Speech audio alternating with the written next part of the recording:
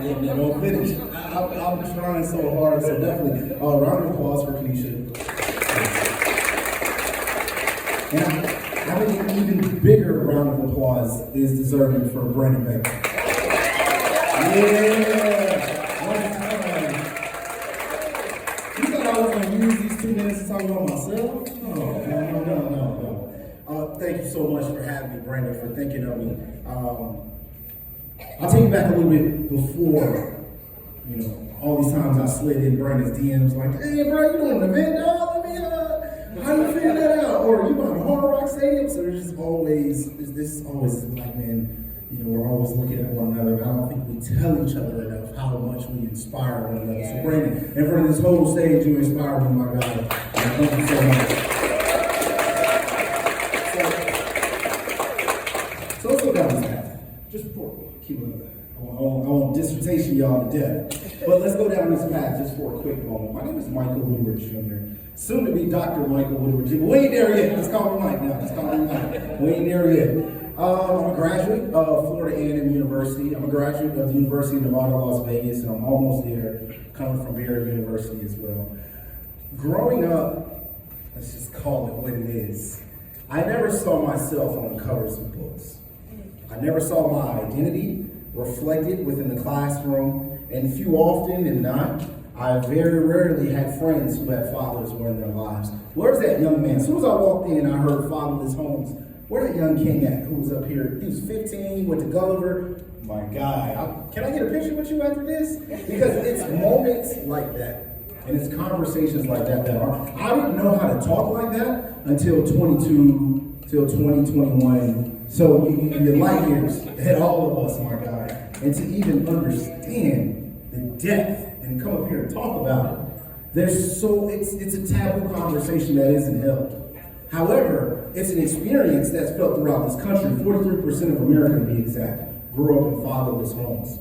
So when we think about that structure, that family, homegrown, it doesn't exist in so many places.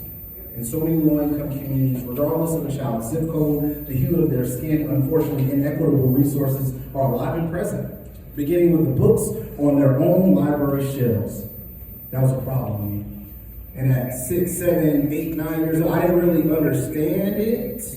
But at 2021, as a community service chair of my fraternity, I realized that there were children going through the same trauma that I had went through growing up.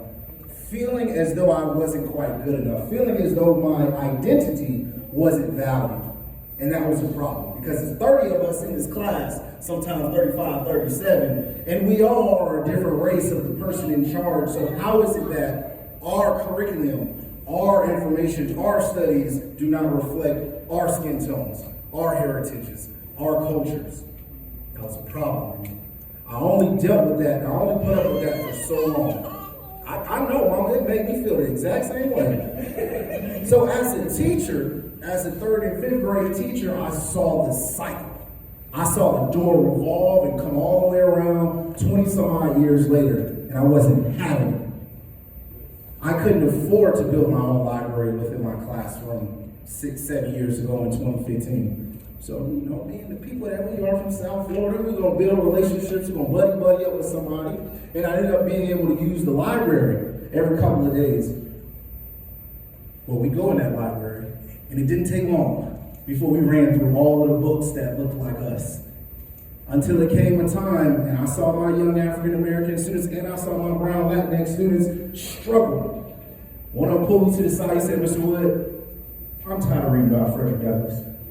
I'm tired of reading about LeBron James. I understand. There's only so much nonfiction that we can read, because if our imagination isn't triggered in such a way, then we're digesting our own experiences. And we need to share these experiences. I once read that books can either be mirrors or windows. Well, I think they need to be both. And more importantly, if we're going to use a book as a mirror and as a window into other people's lives, let's be inclusive of all the multicultural literature that is existent. But we're short-staffed. There isn't enough of us. There aren't enough Kanishas, there aren't enough Brandon Vegas, and there certainly ain't enough me's. to be out here to fill this void because, ladies and gentlemen, unfortunately, inequitable resources are alive and present. Systemic racism is alive and present. Critical race theory is alive and present. And all these other ideologies that juxtapose our students in a way where they can see themselves is out here. But unfortunately, a number of these resources are being withheld from our young kings and queens. And that's not okay. I cannot do this alone. Kanisha, I cannot do this without you. Brandon, I cannot do this without you. And to all of you all, I cannot do this without you. I thank y'all so much. Thank y'all for coming out. Please stop by, have a conversation with me. And thank you again. It's a privilege to stand before you.